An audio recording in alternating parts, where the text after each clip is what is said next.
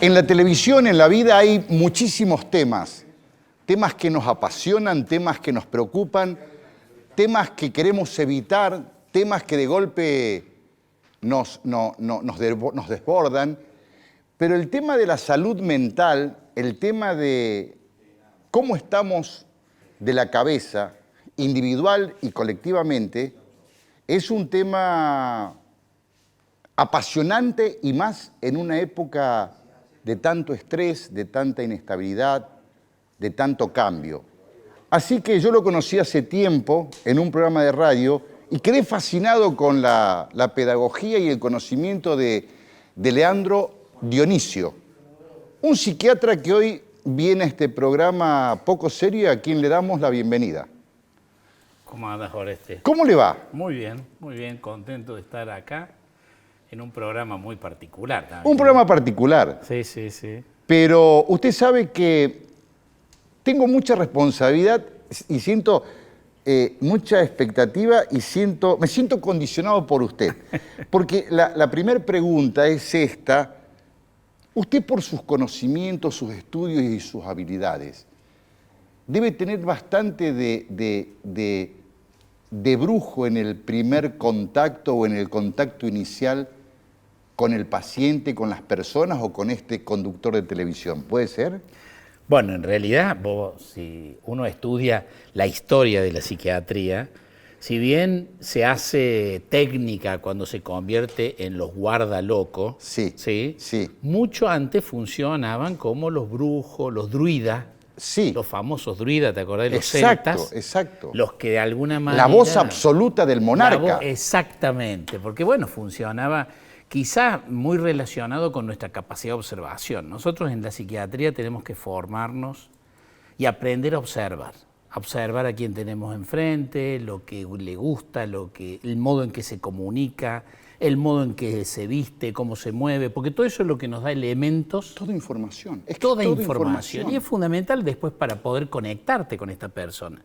La empatía, la compasión, se relaciona mucho con la capacidad de observación. Las personas observadoras naturalmente pueden ser más empáticas que las que no lo son. Y a veces creemos que somos y no lo somos. Digo, se nos pasan detalles comunicacionales, de malestar o de situaciones que está padeciendo el otro, porque no tenemos esa capacidad de observación. Y uno dice, ¿cómo? Claro, usted sabe que me está diciendo algo que me sorprendí de mí mismo por lo vivido, cosas evidentes de mi vida personal que no detecté. Y cuando terminaron en un acontecimiento, en un hecho rutilante, dije, ¿cómo no me di cuenta? Y creo que no me di cuenta porque era tan evidente que uno no podía verlo. ¿A usted le debe pasar lo mismo o no? Sí, totalmente. Lo que pasa es que eso forma parte del ser humano. Nosotros tenemos una complejidad que no tienen otras especies animales, que es lo que le llamamos la mente y cómo se construye la mente. Pensá, Oreste, que nuestra mente se construye a partir de la experiencia, pero nosotros no tenemos capacidad para garantizar el recuerdo de todas las experiencias que vivimos. Entonces, lo que queda internamente es la capacidad de respuesta o el modo de respuesta frente a la experiencia que vivimos. ¿Y esa selección es arbitraria de esas experiencias que recordamos o nos marcaron? ¿Es arbitraria de nuestro cerebro? Es arbitraria de alguna medida, funciona casi te diría de manera autónoma, hace que la mente tenga respuestas automáticas y a su vez que en muchos sentidos construya como una historia paralela, que Freud le llamó el inconsciente. El inconsciente. Hoy se llama memoria implícita. Ahora, con eso que usted me dice, me abre una ventana gigante en la cual yo le preguntaría, entonces, ¿el bien y el mal es relativo?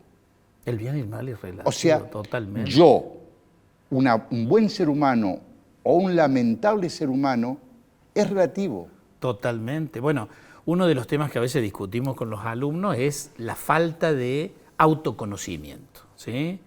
Porque ¿quién se cree que es el malo de la película? Nadie.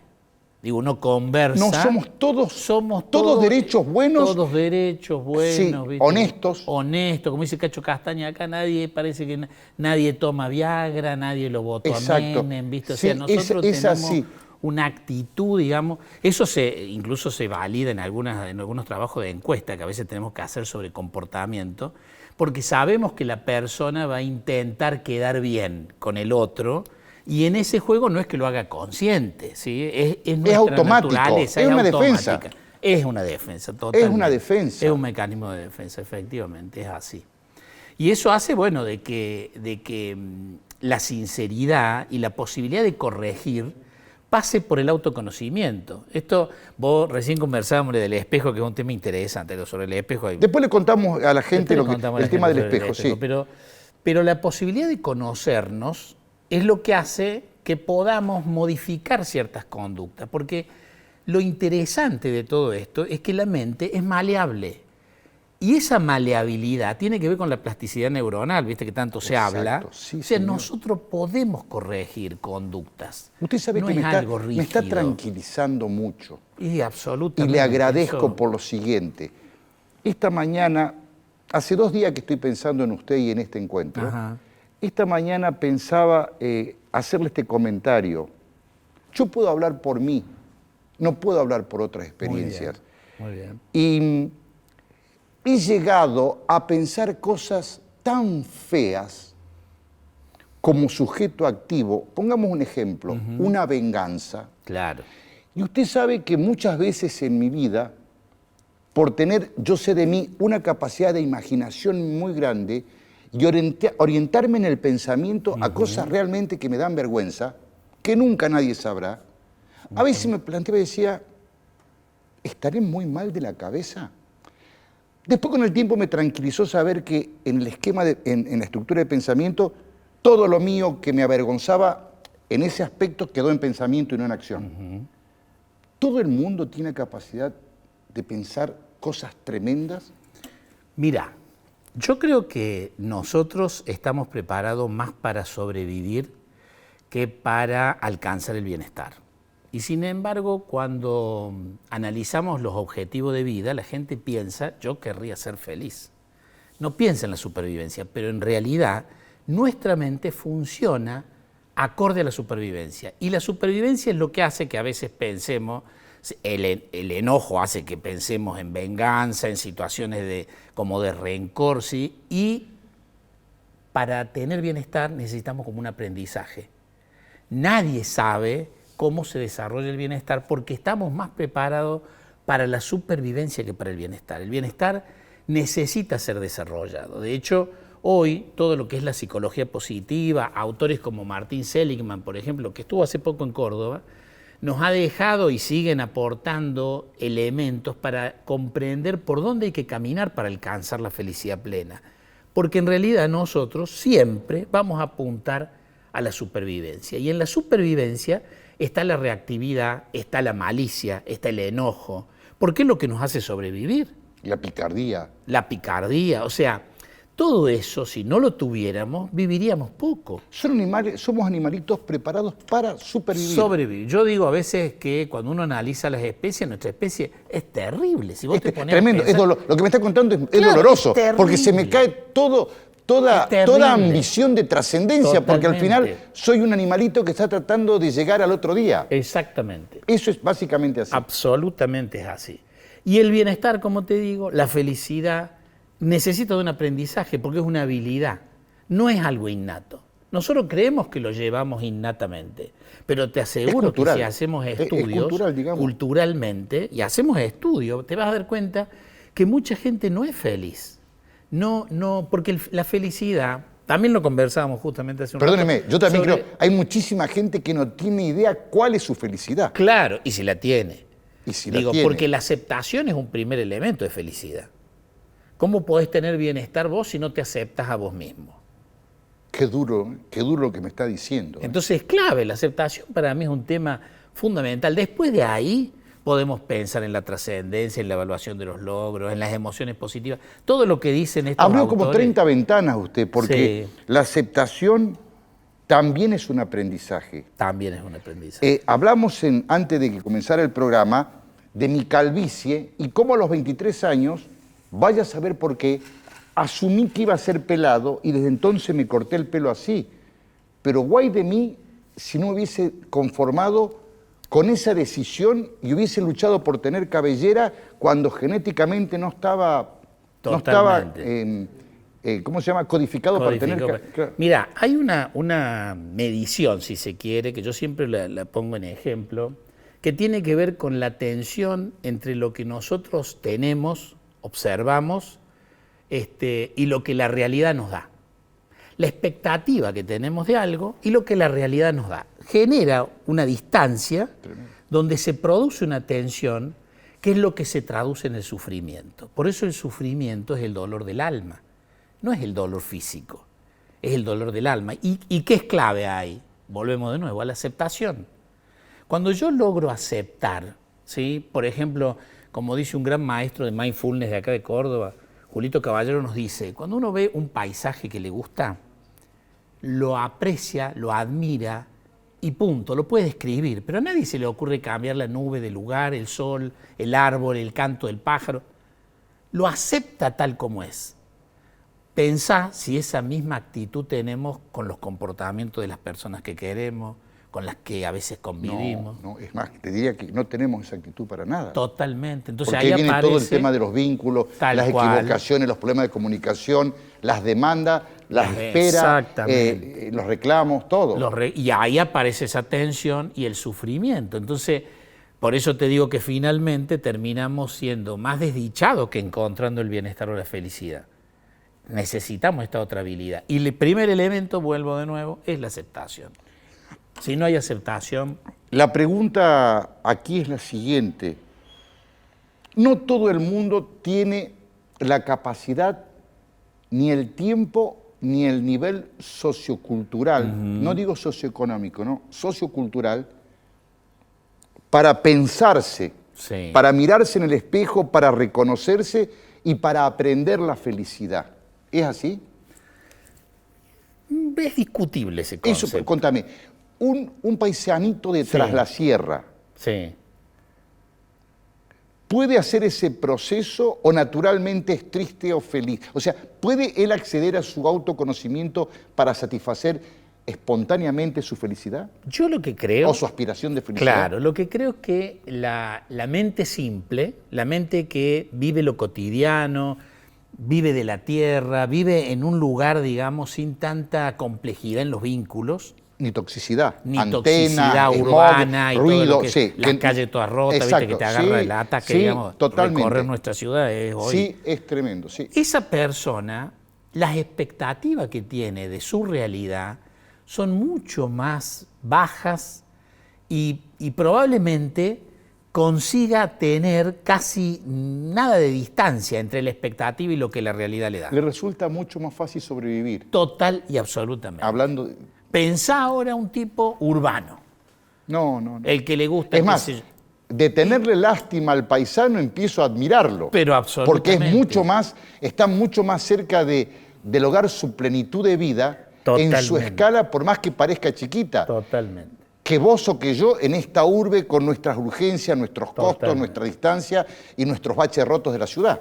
Bueno, hay un dato además estadístico que así lo demuestra, porque fíjate vos que los niveles de vulnerabilidad en salud mental están más elevados en las ciudades que en las zonas rurales. Sí, no sabía ese dato. Claro, las patologías psiquiátricas aparecen mucho más en zonas de alta complejidad urbana que en zonas de menor densidad y menor complejidad urbana. O sea, hay una relación, una correlación. Es un factor, obviamente, uno de los tantos factores que existen, porque no podemos desconocer la genética y otros factores que también aparecen en estas cuestiones.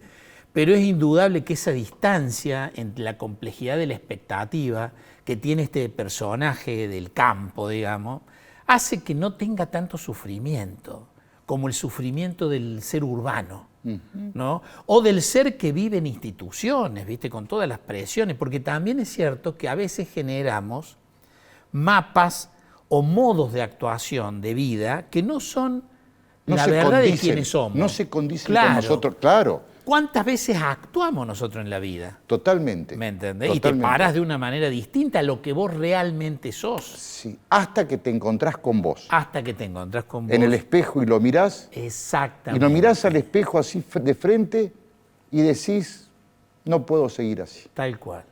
Y esa mirada es Estoy única. hablando de mí, ¿eh? Pero esa mirada es única, Oreste. Sí, El no único puedo- que se mira sos Sí, vos. no puedo seguir así, decidís empezar a cambiar, así te equivoques. Y a lo Así te mejor equivoques. para volver al espejo al año y decir, empecemos de nuevo. Totalmente. Pero te agradezco, y esto es personal, te agradezco profundamente que me dejaste en mi alma y en mi mente el concepto de sobrevivencia. Yo creo que te agradezco porque si yo me pienso básicamente preparado para sobrevivir, voy a seguir con mi vida, pero con menos ambición de trascendencia, de centralismo, si lo mío es pasar lo mejor que pueda cada día esperando el otro. Totalmente. Y creo que, Esa que complejidad por ahí te está el ayuda un camino de la montón. felicidad, Sí, sí. o de la satisfacción, o por lo menos de la antifelicidad, Sí. de la antitristeza. Sí, sí, delante y tristeza, efectivamente. Mi pregunta en este punto es, trabajás intensamente, viajás, la gente acude más gente buscando una ayuda, una salida, digamos, estadísticamente, porque uno ve que como que hay mucha angustia, mucha amenaza, mucho estrés. Sí, una época muy difícil. ¿Se nota en el volumen de consulta y de actividad de ustedes? Sí, ha aumentado, yo te diría, un 30% la consulta. Digamos, los últimos de lo 5. que teníamos. Sí. Y está íntimamente relacionado con la pandemia, ¿no? Porque a mí me parece que la pandemia naturalmente desencadenó una incertidumbre, un no saber qué se viene, pero además de la alerta. Imagínate, si somos una especie preparada para la supervivencia, lo que eso nos generó, ¿no es cierto? Entonces, indudablemente aumentó los niveles de vulnerabilidad. La vulnerabilidad, de todos modos, en salud mental no es estática, es dinámica. O sea, hoy vos podés estar vulnerable, mañana no. Ah, sí, Y vos podés. Tiene que cambia, ver, es como, cambia. como el ánimo, como el clima. Es como el clima, cambia absolutamente. Está relacionado con tu personalidad. Hay personalidades más vulnerables que otras, indudablemente, Y por pero el también con el reseteo contexto. que uno debe hacer en sí Y mismo con el de las experiencias exactamente. cercanas. Y ahí, bueno, tiene que ver con esto del autoconocimiento y la aceptación, ¿sí? La mirada en el espejo de uno mismo, ¿no? Eso, bueno, abre el campo a la otra vertiente que es el bienestar. Porque la supervivencia no es bienestar. La supervivencia es estar. Es estar. Quietito. Es el día, como Exacto. decís vos, pasar el día. Pasar el día. Pasar el día, sobrevivir al otro día. En cambio, el bienestar habla de otra calidad de tiempo, Sí, otra calidad de de goce, estar, disfrute, de goce. placer.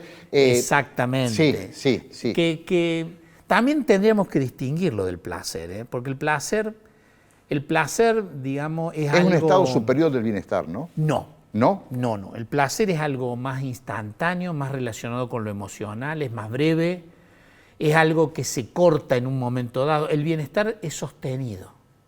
Cuando una persona logra un nivel de aceptación de su persona, de su grupo De su primario, entorno, de su trayectoria. de su trayectoria, naturalmente disminuye el nivel de sufrimiento. Y ese nivel de sufrimiento, que podría ser un escollo en la vida, vos imaginate, Totalmente. ¿no es cierto?, hace que vos puedas explorar actividades que te generan mayor nivel de bienestar, ¿no es cierto? Como el encuentro con amigos, ¿no es cierto?, la posibilidad de la ayuda con alguien. Está muy relacionado, hoy el bienestar está muy relacionado tanto con la aceptación como con el dar la mano a otro. O sea, el dar la mano Con me la refiero solidaridad. a ayudar, la solidaridad. La persona que es solidaria naturalmente alcanza un nivel de bienestar Voy a tener que creer que eso que mucho más dar, elevado. que dar Sí, cura. ni lo dudes. No, porque leo, a veces, Seguro. viste, que dar cura, Claro. que brindarse te hace feliz. Sí. Yo no lo ejercito, yo soy una persona bastante poco comprometida con la sociedad. Sinceramente te lo digo. Pero no tendrías un programa como el que tenés. Sí, no, pero me refiero, O sea, no me pongo en la categoría, y esto sinceramente, Sí. de comprometidos con la sociedad. Tampoco tengo culpa. Claro. ¿Sí? Pero siempre me sorprende eso. Creo que es así. Es como hacer gimnasia. Sí. Estoy seguro que está bien, Es pero una ya lo voy a habilidad, hacer. Claro. Es una habilidad. Bueno, pero el dar no es solamente una cuestión de tipo material. No, de tipo material. evidentemente. Ya lo sé, ya lo Digo, sé. poder expresar un sentimiento Sí, es dar. Sí. ¿Cuánta gente no puede No expresar un puede, no sentimiento? puede. Y sí, por eso te digo, prefiero cada uno en la suya, pero me has abierto un montón de ventanas que vamos a seguir tratando de abrirlas y cerrarlas, porque en el próximo bloque a partir de las ventanas que él abrió, vamos a ver el tema de bienestar, felicidad, dinero y amor. Ya venimos. Todo lo que hablamos en el primer bloque y de todo lo que nos contaste, aprendí un montón de cosas y me quedaron un montón de cosas que como puertas se van cerrando y hacen clac, clac, clac. Porque hablaste de la aceptación de uno mismo, digamos, como un principio como un principio de la felicidad. El aceptarse, el reconocerse y el asumirse. Y cuando vos decías eso me acuerdo de muchos amigos que tienen, te diría, todas las condiciones materiales para tener una vida de plenitud. Y no logro que sonrían, no logro que se diviertan, no logro que manifiesten, quizás no están tristes ni infelices, pero que no agradezcan todas las posibilidades que tienen para ser felices. Y tiene que ver a lo mejor con esa autopercepción, con esa disconformidad. Sí, sí. Y no tiene que ver por ahí con el auto, con la plata, con la casa. O sea que la felicidad es posible independientemente del estado general de las cosas. Totalmente, mira, me estás haciendo pensar. Es muy esperanzador esto que estoy diciendo. Sí, ¿Estoy bien o estoy vendiendo? No, muy bien, porque vos sabés que ya hay algunas escuelas en Latinoamérica particularmente que están trabajando con adolescentes. Yo conozco un caso en México y uno en Perú, porque la posibilidad de reconocer y agradecer lo que se tiene es un eje central del bienestar, así como la aceptación, ¿no? Porque es como poner en ese balance, decir, bueno, esto es lo que me da la vida, yo tengo que estar agradecido con lo que me da la vida. Se vincula a lo religioso y me da miedo.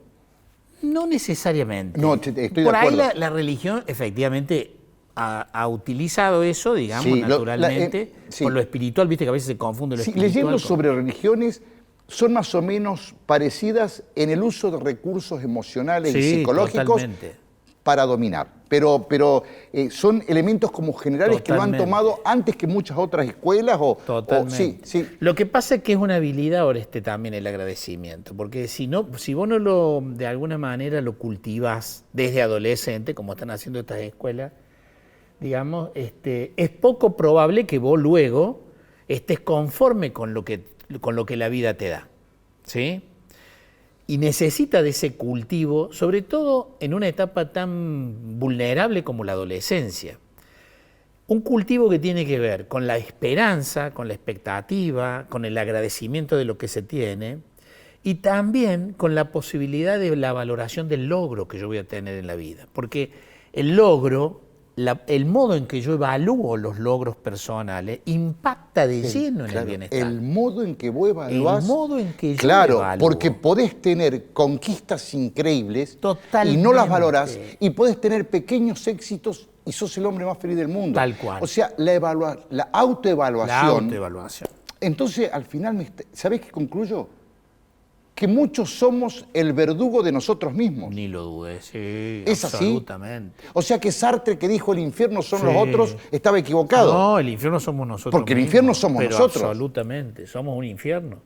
Somos los que más nos castigamos, absolutamente. Pero tiene que ver de nuevo con la supervivencia y no con el bienestar. En la medida en que entendemos de que estamos preparados para la supervivencia y de que el bienestar hay que desarrollar habilidades como la gimnasia, me parece que empezamos a caminar de otra manera. La aceptación es un plano, la expectativa es otro. O sea, fíjate vos que hay una colega española que hizo un estudio muy interesante. Ella estudió esto que pensamos del futuro, que el 90% de lo que pensamos en negativo no ocurre. Anoté el dato. Sí, déjame que te pase un dato. Dijo un entrevistado hace 2 meses en un programa acá, de que el 95% de los miedos que la gente tiene nunca acontecen. Nunca, exactamente. Eso está estudiado estadísticamente. Acá lo dijo Guillermo González. Pero yo te agrego lo otro que estudio ahora. Dale. Lo otro es que lo que vos pensás positivamente, el 90% sí ocurre. Porque vos te preparás para eso. Eso es la expectativa. Sí. Cuando vos decís, no, me va a ir bien. Con este programa... ¿Me dejás que te cuente algo? Sí. Dale. En mi vida, me da vergüenza, Un hombre muy ambicioso y muy soñador, pero muy ambicioso. Y soñaba determinados premios de la publicidad. Y me imaginaba en los lugares recibiéndolos porque conocía los ámbitos. Y después de 30 años los gané a todos. Y estuve en esos ámbitos y recibí esos trofeos. Mira. Cuando pasó el tiempo y me emociona un poco, le decía a mi hija que imagine y que se mire. Muy bien. Porque si te ves y trabajás fuertemente, vas a filmar el sueño que tenés. Esto es muy personal, pero doy fe de que si te imaginás y trabajás y focalizás, vas a atraparlo. Por eso creo totalmente en la... Bueno, vos sabés que estás tomando la base teórica de un gran terapeuta norteamericano que fue Milton Erickson. Milton Erickson decía, si vos cerrás los ojos y podés imaginarte alcanzando tu propósito y viendo el rostro de las personas que se satisfacen porque vos alcanzas ese propósito, no solamente lo vas a alcanzar, sino que ya te estás preparando para eso. Me matás, no lo sabía. Pero mirá qué interesante, y vos de alguna manera lo has vivido sin haber sabido que esto... Sí, te voy a contar la parte fea. Sí. A ver. Un premio, el cuarto. Una cena. Y yo sentado en la mesa con mi exmujer ahí. Y me dice, ¿qué te pasa? Nada, le digo. Y me dice, ¿no estás feliz? Sí, le digo, pero este premio es de este año. ¿Y el año que viene lo ganaré? Me miró y me dijo, estás loco. Bueno, en ese momento creo que era mucho más joven y no podía disfrutar, no me permitía disfrutar el logro. Cosa que ahora sí, estoy hablando 10 años atrás. Claro. Bueno, pero fíjate la actitud del tipo ese y la imposibilidad del tipo de disfrutar el logro de esa noche, totalmente, pensando en lo que venía. Totalmente. Por suerte puedo ver la película ahí y no me morí antes. Claro. Perdiéndome esta posibilidad de disfrutarlo. Claro, totalmente. Bueno, pero ahí pusiste como una suerte de mirada en una expectativa negativa. Sí. No positiva, lo que no te permitió. Pero tenía mucho miedo también, porque también. Seguro. Perdón, estoy contando la gloria, pero atrás de eso hay miedo, imprevisibilidad, suerte, esfuerzo, oportunidad y destino. Totalmente. ¿El destino existe? Es un tema discutible. Para la psiquiatría es pensamiento mágico. Me encanta que me digas, sí. Es pensamiento mágico. Pero, viste, es un tema que circula culturalmente, ¿no? Como el destino, estas cosas, decir, bueno, le pasó esto y tenía que pasarle a él, bueno, se dieron todas las circunstancias para que pase. Claro, pero me encantó. Está muy buena la definición, es pensamiento mágico. La pregunta mágico. Ahora, o compartir esto a partir de todo lo hablado en este programa, si somos animalitos tratando de sobrevivir, finalmente fracasamos cuando morimos. La muerte sería un fracaso de nuestro intento de... Y bueno, pero no te olvides, si vos analizás la evolución del hombre, el modo en que hemos prolongado la vida, ya lo dice Harari, viste este personaje de Homo Deus. El israelí, que dice, escribe tremendo. Nosotros ya estamos en la búsqueda de la inmortalidad, estamos en la búsqueda de la inmortalidad, porque en realidad hemos prolongado tanto. Exactamente, la expectativa de vida. La expectativa de vida, es increíble. Es increíble, eso tiene un efecto que tiene mucho que ver con nuestra capacidad de supervivencia, indudablemente. Yo lo que insisto, porque yo no estoy preocupado por la supervivencia, ni siquiera en plena época de pandemia, porque yo estaba seguro que nosotros íbamos a sobrevivir y que de alguna manera íbamos a salir adelante. Seguro. Y ya se está por encontrar incluso hasta el tratamiento, que es en definitiva el gran tema, ¿no? Sí. Como ha pasado con el SIDA y con grandes problemas que ha tenido la humanidad encuentra, porque nuestro objetivo central, nuestro propósito es la supervivencia. ¿Y cuál es tu miedo? No, el miedo es que perdamos toda la mirada o toda la energía en esa búsqueda y dejemos de lado la calidad que tiene que ver con el bienestar. Claro. Porque sobrevivir no te da bienestar. Y uno puede pensar, ¿es preferible una vida corta pero con alto contenido? Yo te cuento, el programa anterior se planteó acá con Joel Rossi. Ajá. Y él es un tipo que, el conductor de televisión, él dijo acá que quería vivir 107 años. Yo digo, yo no. No me importa la extensión, no quiero una vida larga, quiero una vida ancha. Bien, totalmente. Son posiciones, yo respeto Sí. la de él, pero a mí no me interesa tanto lo largo, sino lo intenso. Claro, lo intento. Y lo voy totalmente. construyendo con una visión de día a día, que parece una contradicción, pero yo creo que la vida se construye día a día. Sí, sí. Pero yo te aseguro que eso va a terminar impactando en la extensión, ¿eh? Porque quienes tienen longevidad, que yo a veces digo, es un privilegio, porque uno dice, todos vamos a llegar viejos, es mentira. Mentira. Es una mentira. Es más, no todos llegan en condiciones No de... todos llegan además en condiciones ni siquiera de valorar Exacto, en el estado en que se encuentran, exacto, efectivamente. exacto. Entonces es un privilegio ser un adulto mayor hoy, ¿no es cierto? Incluso a pesar de los datos que nos dicen cuánto se ha prolongado la vida. Sí. Pero es clave que desarrollemos las habilidades conectadas con el bienestar. Lo que significa la felicidad y el contenido de calidad en la vida no es poca cosa y está muy relacionado con el autoconocimiento, con la aceptación, con la búsqueda de emociones positivas, con la trascendencia, con el sentirnos que lo que hacemos va más allá de nosotros mismos y cómo nos conectamos con los otros en términos de relaciones saludables también, ¿no? Ahora, escuchándote, me sorprende en el sentido contrario en el que va la mayoría de la gente que al menos conozco. Totalmente. Porque vos me estás hablando de autoconocimiento, de autopercepción, del uno mismo para hacer mejor mi vida, y veo que en general el mundo que me rodea tiene puesta la mirada en los otros o en otras cosas como símbolo de la felicidad. O sea que hay que volver para adentro en vez de salir para afuera. Hay que volver para adentro, hay que mirarse mucho para adentro, porque además eso es lo que después vamos a llevar para afuera. O sea, en la medida en que nosotros nos aceptemos, podemos aceptar al otro. Pero imagínate si no podemos aceptarnos nosotros mismos, ¿cuál es el nivel de aceptación que vamos a tener con el otro? Cuando hablamos del amor, por ejemplo, que vos lo mencionaste, Oreste, el amor es una acción de aceptación también. Del otro. De uno mismo con respecto al otro. Claro. ¿Sí? Yo creo que la aceptación es la primera base del amor. ¿Sí?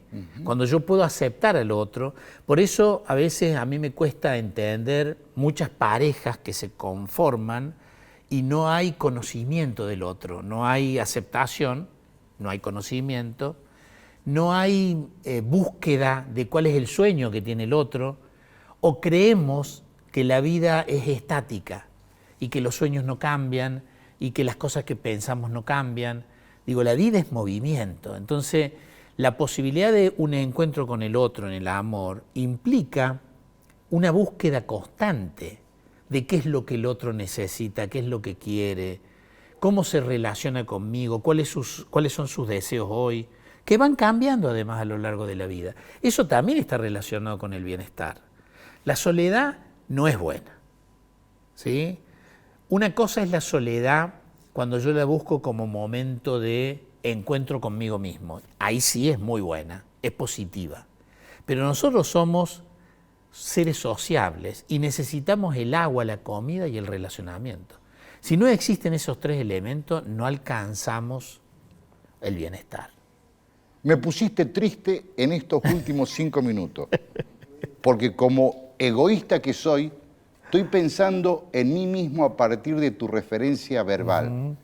Mejor vamos a un corte.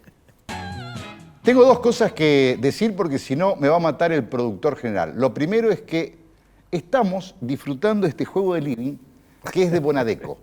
Una gente maravillosa que está en el Hiper Libertad de Rodríguez del Busto y que Cómodo. la pasamos bien acá. Y nos han apoyado aún antes de comenzar el programa. Mirá. Lo segundo que tengo que decir es que estoy muy contento porque con Croce, el productor general, vinimos a este programa, a este canal, porque nos parecía un canal, una buena empresa, nos parecían previsible, gente muy trabajadora, gente muy seria, y nos interesaba hacer un programa que tuviera un muy buen público. No es un canal de aire y naturalmente no nos interesaba un público masivo, porque con él pensamos que lo masivo generalmente no es bueno. Es una posición que tenemos cuestionable, pero vinimos a Canal C. Lo que no esperábamos, a poco tiempo estar en Canal C, es que los números de medición de una investigación muy grande que se hizo, dieran el resultado que dieron respecto al posicionamiento y audiencia del Canal C y de sus principales programas. A mí me da mucho placer y mucho orgullo haber acertado en la elección de venir a hacer un programa en este canal, y me congratulo y felicito a Canal C por lograr los niveles de audiencia que esa investigación tan seria de mercado le ha dado. Así que felices en Canal C, y gracias a ustedes que nos están mirando, porque sin ustedes nosotros no existiríamos. Seguimos con Leandro y vamos a ir al amor. Vamos al amor. El amor que pareciera ser que es el camino de la felicidad y sin embargo produce tanto dolor. Tanto dolor. Cuando pienso en la problemática de los femicidios, que básicamente, y permitime que el psiquiatra que soy diga, que es la no aceptación del rechazo del otro. ¿Es así? Tal cual. En realidad, yo te decía en el otro blog que viste que el amor tiene mucho que ver con la aceptación. Cuando uno analiza lo que implica el amor es un sentimiento, y al ser un sentimiento es un conjunto de emociones positivas, negativas, que van conjugándose a lo largo de la construcción de esta relación, ¿no es cierto?, que no solamente implica la pareja, ¿no? Cuando uno habla del amor con los hijos, el amor de pareja, sí, el amor todos con los padres, vínculos amorosos. Todos los vínculos amorosos. En el caso particular de la pareja, hay un porcentaje importante que tiene que ver con el género. No es todo, porque por ahí yo a veces noto mucha confusión en esta sinonimia que se hace de la violencia de pareja con la violencia de género. Lo que no está bueno, porque excluye todas las modalidades de pareja que tenemos hoy. Claro. O sea, vos imagínate. Pareja del mismo sexo. Exactamente. Claro. O sea, sí. Ya de entrada es sectario cuando hablamos solo de violencia de género como un sinónimo de violencia de pareja. Pero a su vez, en la violencia de pareja, si bien aparece el género con un porcentaje importante y tiene que ver con la aceptación o no aceptación, mejor dicho, el otro gran elemento es el consumo. Porque hoy hay mucho trabajo sobre alcohol, consumo de sustancias y violencia de pareja. Y no tiene nada que ver el género. ¿Es definitiva la incidencia del consumo en...? Absolutamente. ¿No? Hoy mirá cómo será que... Es un dato tremendo que me... Bueno, casualmente hace unos meses atrás, no mucho, ya la Organización de los Estados Americanos y la OMS plantean que la violencia es un eslabón del proceso de consumo. O sea, es como si fuera que en algún momento va a caer la violencia por un eslabón, es parte de la cadena. Exactamente. Cuando uno lo investigaba como una cosa aparte, hoy ya sabemos que forma parte de las mismas problemáticas y consecuencias que trae el aumento del consumo. El dato positivo en este último tiempo es que en la pandemia, si bien aumentó el consumo, sobre todo de alcohol y de psicofármacos, ni te cuento. Ni hablar. Automedicación, ni hablemos. Sí. En la vecina que te dice, tómate esto que dormís mejor. El Alplac. El Alplac. Digo el Alplac porque en familia, tomate un Alplac. Que va. Sí. Un fenómeno interesante que se detectó a través de una encuesta que hizo la Defensoría de Niños y Adolescentes es que en los adolescentes disminuyó el consumo.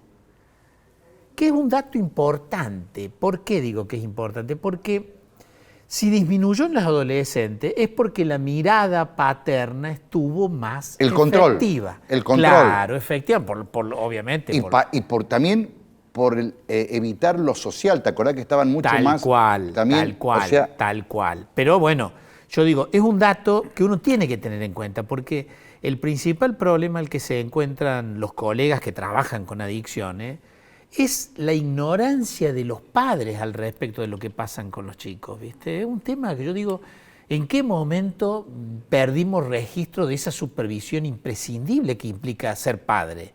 Porque ser padre implica fundamentalmente cuidar, proteger, digamos... No es fácil, ¿eh? No es fácil, estoy pensando, ya sé, pero... como siempre en mi historia personal, Sí. con una hija que...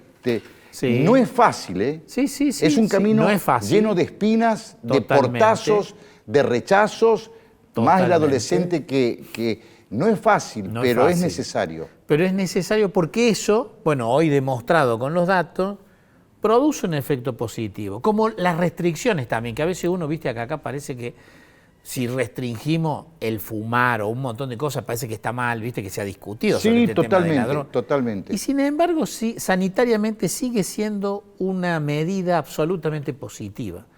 Máxime cuando nosotros, Argentina particularmente, en el campo de la violencia, está teniendo el doble del indicador de homicidio que Chile y Uruguay. Sí. Y ni qué hablar en Santa Fe. Ni hablar, Santa Fe es sí, un espanto, digamos. Y ahí aparece el tema del consumo. Y ahí aparece el tema del consumo, el narcotráfico, está todo sumado, ¿no? Pero bueno, es un dato a tener en cuenta porque eso no es que quita valor a la violencia de género, pero sí la desmitifica como si fuera solo eso la problemática de la violencia de pareja.